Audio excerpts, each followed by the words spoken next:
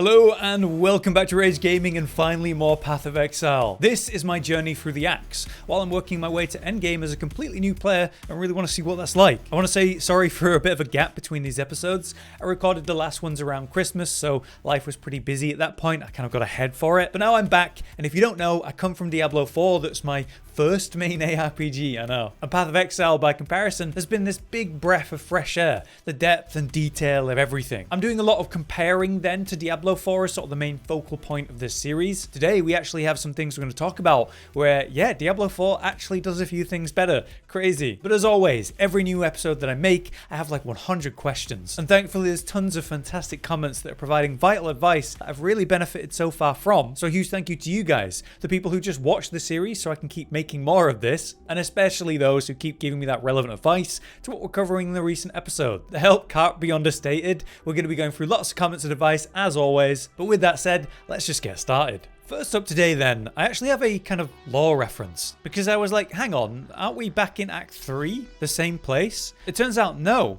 If we look at the Act 1 map, we can see some areas with a crown like this one, and it said that the island is actually where I'm going back to. Theopolis is that? But either way, I'm in the area of Oriath, and that's important. I've not really been paying attention to the story so far. I think it's been pretty casually shown, you know, in quest conversations or the many important lore altars that I've been kind of ignoring. I said last time, I feel like I'm missing out on the story entirely because I've not just been into the way they've presented it. I wanted to ask you guys if you had any advice for what to pay attention to beyond just listening to every NPC fully and clicking on every altar. It was the commenter Claburst who explained the mountain that I was in Act 4 was no ordinary mountain. It was a giant beast that's just living, and that's why as I mined deeper into it, I eventually went into those flashy caverns, and that's where I found the final boss of that act, Malachi, who was trying to use the giant monster to achieve immortality. That's why San was destroyed, and that's why there's been some weird monsters about that I've been dealing with. But today though, in Act 5, we're going back to that place that I was originally exiled from, where the story begins. I guess to take revenge, now that I'm quite strong, so let's hopefully pay some attention to that today. Let's get into some gameplay though, and I'm going to drop into some werewoods today to try to pick up an ascendancy. That's something we're going to talk about too. Many of you were commenting about ascendancies and how they work, and specifically with the wildwood ones. I did find one last time. Turns out I found a really good one and didn't realize. Of the three that I'm looking for the ones that mean when I've not got sockets in anything like boots and so on, I get passive bonuses like extra movement speed, which sounds awesome. But of course there's other important ones that, you know, are worth paying attention to. With the wildwood ascendancies though, I was unsure whether it would be wise for me to actually, you know, take one. What if I can't respec? What if I pick the wrong one? And so on. So the one that I found wasn't the one I was looking for, so I didn't take it. I now know that was a mistake because they're very easy to respec from. You just find the right NPC and put points into their kind of tree, and then that changes the one that you're on. So that sounds pretty simple. I'm going to try and find one and get one active at least. I've done some big juice in there, so we should experience a few yellow enemies. We have nearly 2,000 there, so that's quite a lot. The one thing I'm doing different today comes from Arena Challenger. I got this last time and kind of didn't fully pay attention to it, and it was also Claburst that let me know about this too, letting me know I should finally swap to Sand Stance, and you'll be seeing me do that finally. These charges actually work in two ways, right? By killing normal enemies while in Sand Stance, or while hitting rares while in blood, meaning there's a clear reason for me, finally, to be using Sand Stance aggressively. Normal enemies die quick, and then I get this crazy attack speed boost as well as movement speed, and I can go up to 10 maximum, it would seem. Oh, one cool tip I had in the comments as well was to do with the loot filter that I've started using. This comes from the commenter Liwet, and explain the colors and what they mean. This item here is kind of outlined in green. That's because it's tied to, you know, the agility stat. So if it was red, then we'd have strength, and blue obviously mana. So that's just a nice tip to let me know what this kind of loot filter tells me by just at a glance, which is again why the filter is so good. And Liwet also reminded me about the element resistances, because these are going to be very relevant in this act as we actually finally get that -% to our element resistances. As we know, as we've talked about, I'm going to need 75% in all of these, but also chaos resistance is going to happen, and I want to maintain the 0%. If it's going to reduce my chaos resistance by also 30%, I'm going to get destroyed by any chaos damage, which honestly has me a little bit worried, and it's something we're looking out for today. It's going to cause problems if you're not paying attention. And I do think I've done a pretty good job so far of understanding the system and how important it is, and making sure that I'm basically prepared and working towards it. But so far, I just have not found not a little bit of chaos resistance, and so I guess that's the thing that I'm most wary of. I looked it up on the wiki to find out what chaos actually does, the damage type.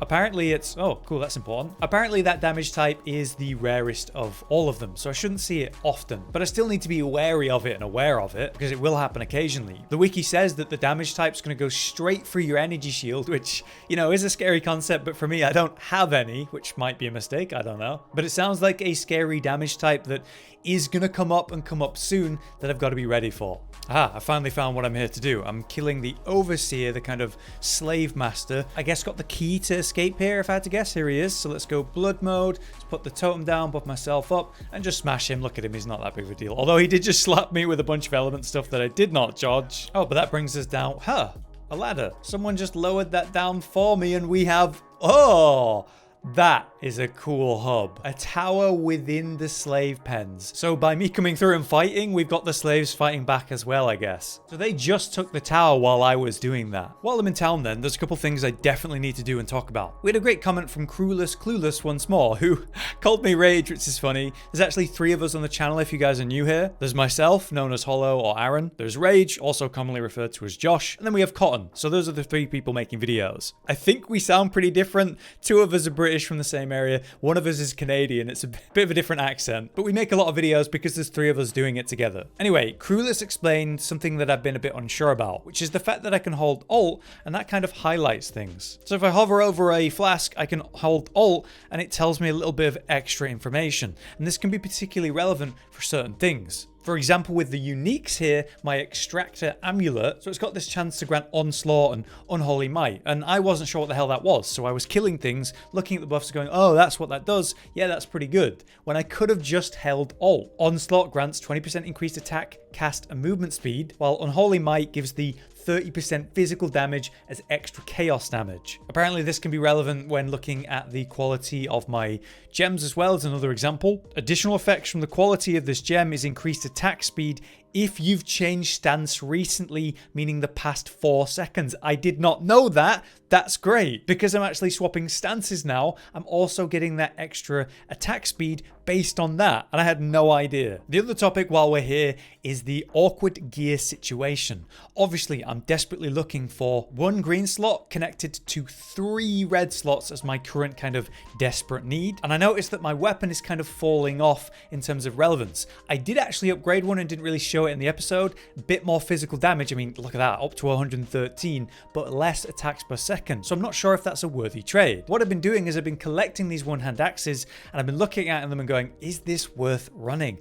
I don't know. This has got plus 10% quality. So if we took that off, how much physical damage would it truly have? As well as that 33% increase to physical damage perk that it has. Whereas this superior one, that has quality on it, but it's, you know, 34 to 53. That's a lot less. How am I going to know what's worth using when this has been juiced up so much that I can't tell what its true value is if I were to juice up one of these? I did have some advice from Softspot Games and a few other commenters saying something like this. Basically, as I go into a new act, I should always find the vendor, like this guy, that's selling actual gear. This is how I'm going to get 4 slots and 4 links pretty much immediately. What I should be looking for then is an axe, one-handed, because that's what I'm using. A common one like this is good. 26 to 79. That is significantly more than all of these in terms of the base damage before I juice it up, as we've been saying. The problem here is the sockets aren't great. Why I would buy a common or white like this, according to Sosh, is because, well, I've got ways to juice it up immediately. They've noticed that I've been hoarding all of my essences on this character compared to my original one, and see this? If I put it on my weapon, it would make it so some of my physical attack damage provides leech, which is what I need to stay alive with the damage that I'm doing to myself with the build. Instead, what I'm going to look for is a piece with 4 slots that are linked like this one, and it has maximum life and cold resistance. Awesome. Sadly, it's got an intelligence focus, so it's more likely to have blue slots, which are useless to me and not what I'm looking for. Alternatively, a lot of people are saying go to the hideout and use crafting to put on a new socket. So let's see what we can do about that. 2 sockets, 3 sockets, 4 sockets. I'm going to need 10 of these jeweler's orbs, which I apparently don't have. And then we have different links. This is pretty damn expensive, but apparently a lot less RNG, and that's why I should definitely be paying attention to it. In terms of the build today, there's a really important issue I'm having. Lacerate being supported by Brutality support and Life Tap isn't ideal. We reached this point where the guide is telling me you absolutely want to be running multi-strike and you want to be running brutality. But then I'd have to give up life tap, which means I'm going to need to actually use mana, which means I'm going to have to give up my mana reservations and change the build in a bunch of different ways. Sosh noticed this, gave me some advice for that I really should do that because it's going to be worth it. And to be honest, I was thinking about it. So I've saved up a mana flask, take that off, put this on, and now we've got a way to get mana back. We'll take the life tap out and put in multi-strike, just like we've been saying. This also means I'm not going to be using my Herald of Purity because it's not worth the mana that I'm having to give up for it. What I would do on my next slot then is not life tap, but chance to bleed to get that back up. The guide says by this point, I'm going to want Ancestral Protector with Maim, so I've got that. We're going to want Blood Rage, which doesn't need to be supported, but Enduring Cry should be supported, and use life tap with that. And because I'm using mana again, that does actually mean I can use Molten Shell again, doesn't it? So let's take that and socket it right in. Interestingly, apparently Enduring Cry was available to me from Nessa in Act 1. I just never bought it. Performs a War Cry, taunting all nearby enemies to attack the user. That gives me Endurance Charges. That gives a brief burst of life regen, and a buff that gives resistances and physical damage reduction. Wow, okay. If I'm going to use War Cries then, that means I can finally pick up that Call to Arms we talked about before, which means the War Cries are going to be instant and automatic. How am I going to make that automatic though? Because I'm already using Molten Shell on the click to move. Is there a way to get an extra one? Next, we can also pick up Vulnerability from Clarissa in Act 3. This is one you guys were suggesting to me, and now I see it in the guide and I realize why. Curse all targets in the area, causing them to take increased physical damage. Attacks against cursed enemies might cause bleeding, which means in Sand Stance I could be triggering bleeds, which is amazing. It costs mana to use though, so that's definitely going to be another reason that that's going to be relevant here. Okay, with that update, I've got my auto shield going. Let's get into Sand Stance and really start to swap the stances to get the big benefits from them. I'm definitely going to find it weird to deal with mana again, and maybe I shouldn't be using Pride while I'm using mana again because it might be reserving too much. Oh, look at Vulnerability. It's like a circle that I put on the ground.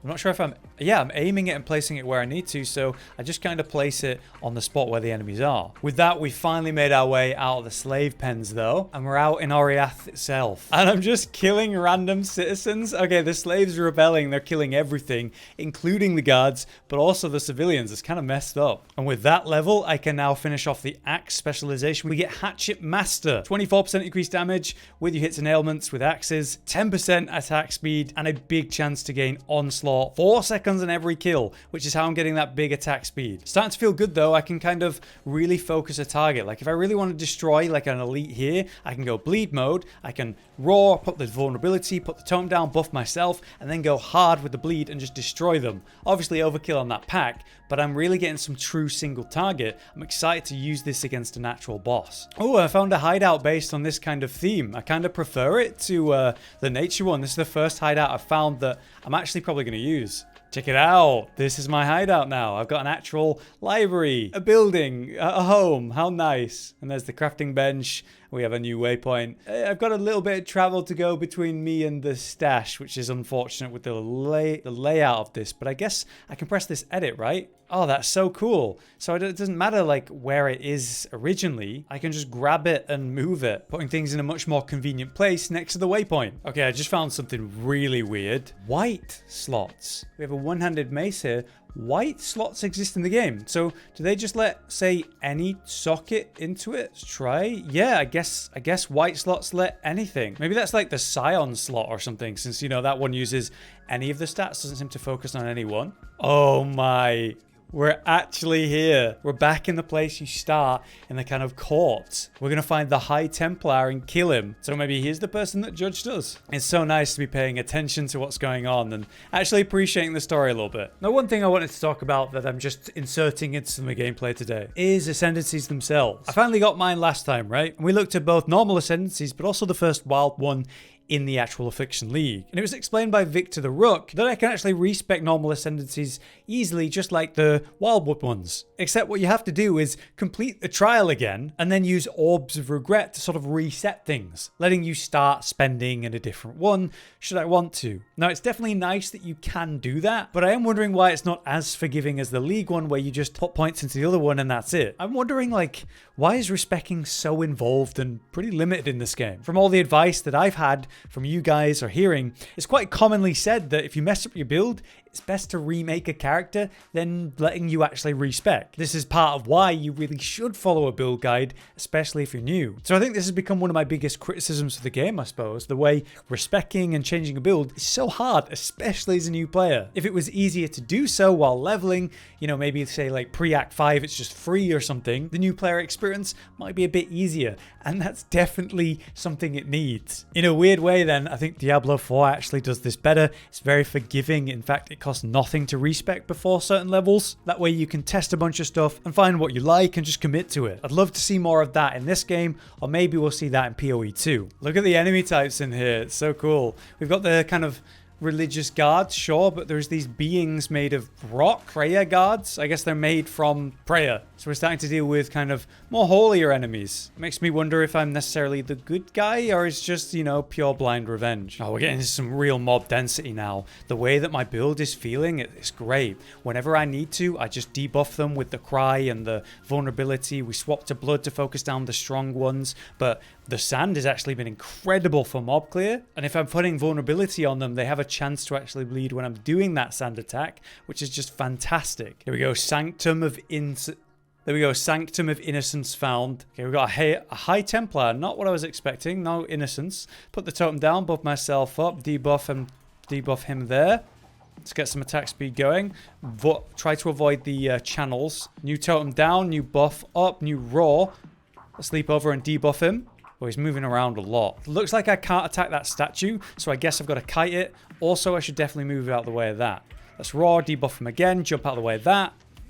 Buff ourselves up, put another totem down. Damn, he's moving around so much I don't have the time. Okay, we've got a bunch of dudes spawning in. Swap to sand stance, put the totem down, buff back up, get some mana back. We'll do a roar as well for the extra damage. Very good, really good AoE clear. I think that's all of them. There we go, he's back. Go back to blood stance, new totem, new self buff, new roar, debuff him with vulnerability, jump out of the way of that. It's all starting to flow and it feels like my build is really coming online for single target now with the things that I've got to manage and do. It's really nice. And with that, we should have him pretty low. Just walk out of the way of that and finish him off. Awesome. Definitely doesn't seem like he's done. Okay, we've got innocence. There we go. God Emperor of Eternity. Someone needs to explain why I'm fighting the God Emperor of Eternity. Okay, we've got a lot of projectiles and a beam. Let's get behind him. Just circle around. Pretty standard stuff. Do a roar, do a debuff, stand out the way of that. Oh my god, I just died. He did these kind of like balls. And I tried to weave between them, but it just wasn't remotely good enough. That's my first death in ages. We're back in the room. Looks like they've immediately put us into that moment where he's channeling up. So lots of ads to kill. I'm going to pay more attention to just generally dealing damage without dying, not maximizing my DPS. Pretty nice that it just lets me go straight back to the fight. And it looks like where I left off, he's actually where I put him to. So when he spawns those balls in, that's going to be my priority. I'm not going to pay attention to anything else. I'm just going to make sure to avoid those. There's the balls, so we're walking away, trying to avoid them. There we go. Oh my god, did you see how much damage just like a couple of them did to me? That's what killed me last time. With that, if we just tank the damage and finish him off, we've got him. Wow, an actual mechanic that destroyed me. Was that a resistance thing? Was it chaos damage? What is happening? I've just killed a god and here's Sin. An actual cinematic. There's the statue in the background of, you know, when we were judged and actually exiled. And this is where I just miss a lot of the dialogue and stuff. If I stop and have him explain things to me, I'm sure I have the context, but the way that this is shown to me, it'd be great if it was shown in the cinematic, you know what I mean? And now we've got something completely new. Jewels. A red, green, and blue, of course. They go into the jewel socket on the passive skill tree itself. What the hell am I meant to pick? I had a look at the guide and it says about jewels. Standard jewels are generally always better than abyss jewels. What does that mean? And I can't identify them before I get them, so I guess I'm going to go either green or red. I'll just go red and see what happens. Strength and intelligence. Increased melee damage. That's good. But if I'd gone the agility one, would that give me attack speed, which is my, you know, priority? Now it says we want to place into an allocated jewel socket on the passive skill tree. And I have not seen a jewel socket. Oh, right there. I hovered over one immediately. Basic jewel socket. So I guess I've got to make my way to these things, and until I do, I can't actually do this. Well, I guess that goes in the stash for now, and I try not to think about the fact that the green one might have had attack speed. Okay, little twist for you. I met an NPC as I was on my way through here saying that innocence is in his head and my head too. And he wants to help me do something. Apparently it was holding back the monsters. As I come through here, everything is on fire now and we're dealing with these heretical enemies. I am so lost as to why innocence, this god of innocence exists, how I fought it, and how it's now apparently on my side. So I've come out of there and everything is absolutely ravaged out here. It's like a different religious sect has just moved in, is destroying everything. There's these twisted creatures with 6 or 7 limbs. It reminds me of like Elden Ring and the grafted characters. Look, there's one there. Pretty gross, but why? And so the quest tells me now, Kitava has awakened and is destroying Oriath. Find the sign of purity and use it to defeat him. Feels like I've taken one problematic god down and then let out a different, somehow worse one. So you've got the tomb of the first Templar. There's the sign of purity. A very strong weapon wrought from blood and gold. Tempered purity for banishing darkness and sins back. Yay! Go to the top of the cathedral and drive it deep into the sacred stone, which is what we can see on the map. There it is. Of course I knew it'd be a center point. We're going to go to the top of that building. And as I came back to town, I realized what I've picked up, a 5 slot. Although it's not fully linked, that's 4. It doesn't seem to be prioritizing anything too much. Strength and int though, maybe. Maybe I could use this 5 slot to get what I'm looking for. Alternatively, we have this chest piece, which is all linked, but it has a dex focus. I did find a rustic sash with 23% increased global damage. So the next weapon that I can do that and make a really strong weapon. So does he sell one? In fact, no, he's selling 0 axes. How helpful. And no fully linked 4 slots, just slots but not linked. Damn, I'm never gonna get this chest piece. I guess let's see what happens with this 5 slot. Take some chromatic orbs and see what happens. All blue. Meanwhile, you with the strength and dex focus, there's a chance. That's so nearly what I need. That's it. That's it. The 4 slot with 3 reds and 1 green. It requires 62 dex though, which I don't have. I'm gonna go to the hideout here and see if there's anything I can do about that. Maybe I could take this piece of gear and quite literally just give it dex. That brings me to 60 dex when I put it on. I need 2 more. Well, it looks like I can put the dex on the ring that I'm using. So I've got it on my weapon and my ring now, 77, which allows me to put it on. The problem is I've made that blue, which is just a waste. So I can use this orb of scouring and remove that, which makes it back to default. Why does that matter so much? Well, it's because if it's a common, it's a lot easier to upgrade. So we're just going to take the armor scraps and apply it and get 5% at a time. The max is 20%, so we should just need to do 4 because I've done it like that. Awesome. Then what am I going to do with one of these essences? So let's go for the one that increases the max life, since that's going to be pretty helpful. So we got extra strength, armor, evasion, max life, fire res anyway, and reflects physical damage. Pretty damn good. All of that then allows for a linked 4 slot. So we take lacerate and put it in there,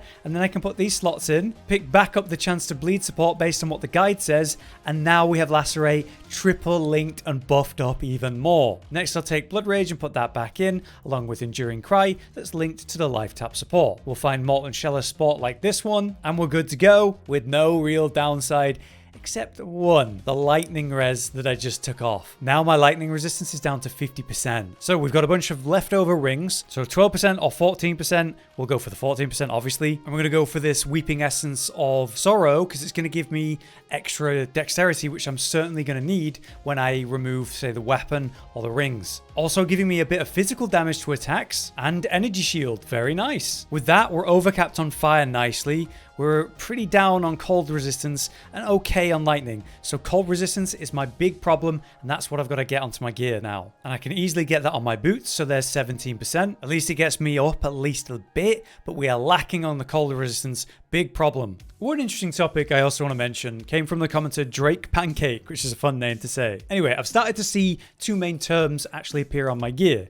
Increased and more. Now in Diablo 4, that would be additive versus multipliers, right? More percent apparently means that's a multiplier, while increased is, you know, the additive version. Naturally, based on my knowledge of ARPGs from Diablo at least, additive is going to be really important early on, you know, to get the base stats up. It's going to make a big impact, but it's not long before actually multiplying things is way worth, you know, especially in the end game when you have big stats to multiply to ridiculous degrees. So in this game, more is the multiplier term and increased is the additive. That's at least my understanding now, and knowing that's going to help going forward. Thank you. But I will say this terminology is terrible. I'd much prefer if it just said what it actually is instead of these really vague terms of more and increased. So there's another sort of point of pain for the game that I guess I could poke at. I am very lucky that I have you guys to help me. Speaking of weapons, I just did a side quest where I got this tomahawk. It has slightly less damage than my main weapon, right? Without quality improvements, by the way. Bit of lightning resistance, which is nice. And attacks have a 25% chance just to cause bleeding.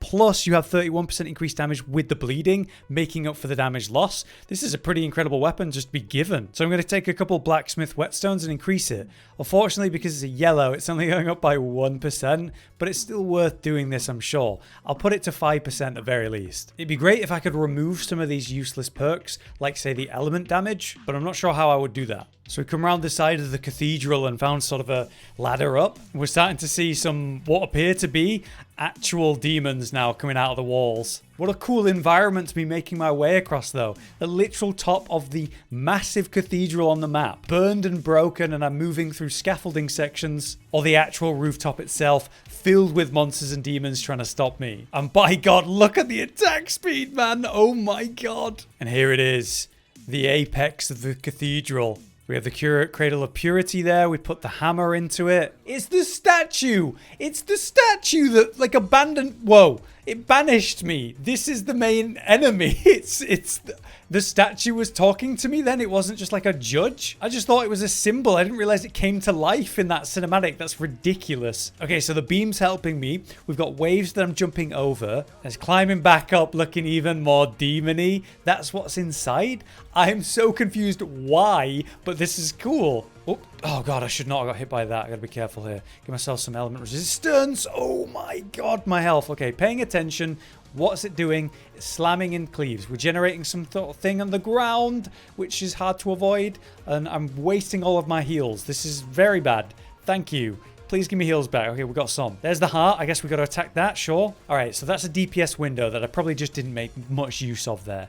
This is the phase where it's really scary. Probably don't need to worry too much. Maybe at certain health percents, the thing's going to slam down or the hammer's going to help me. So we got some projectile. Holy hell. We got some projectiles, right? Got to avoid those. But that circle's appearing under me and just destroying my health. Let's jump over that. So cool, I can do that. Keep the totem down. Jump over that. And there's the next slam. Okay, this time let's get the heart a bit more. So pre-buff, raw, and debuff. And we're on sand accidentally. Not good.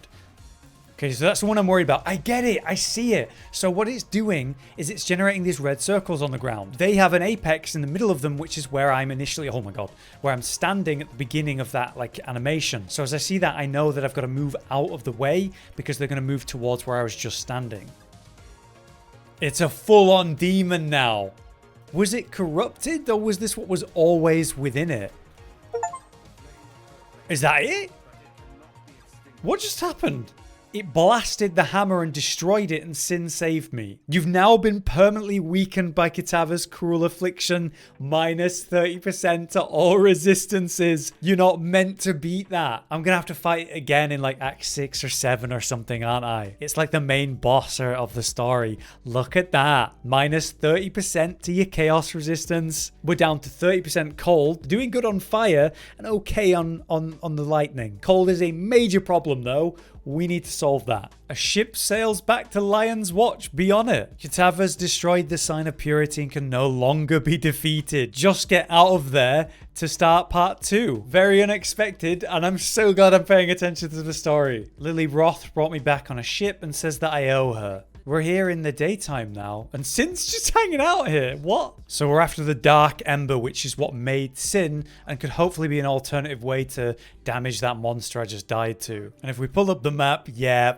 Act 6, except we're now in part 2. So I've completed all of part 1, Acts 1 through 5. Part 2 is the rest. This is where the game ended at one point though, right? It ended at Act 3, then it ended at Act 5. So you guys were just left on a cliffhanger. But it feels good to have made it to part 2. We've got that minus on the resistance. We've got a major problem in that I don't have a way to get cold resistance right now. I guess it's going to be through rings. I'm going to need specific cold res and fast. But I guess with that brings us to the end of the episode. We're now firmly into part 2, beginning that new journey. The build is feeling incredible now that we finally got the 4-slot link. I did not think that would happen, and we kind of made it ourselves. Got it even at 20% quality. Feels good. We obviously have problems to solve though, so I'll need some advice. And if you've got any extra information about the things we talked about or relevant information for the future episode, please let me know in the comments. If you want to keep seeing these episodes, be sure to drop a like so I can keep doing them. But for now,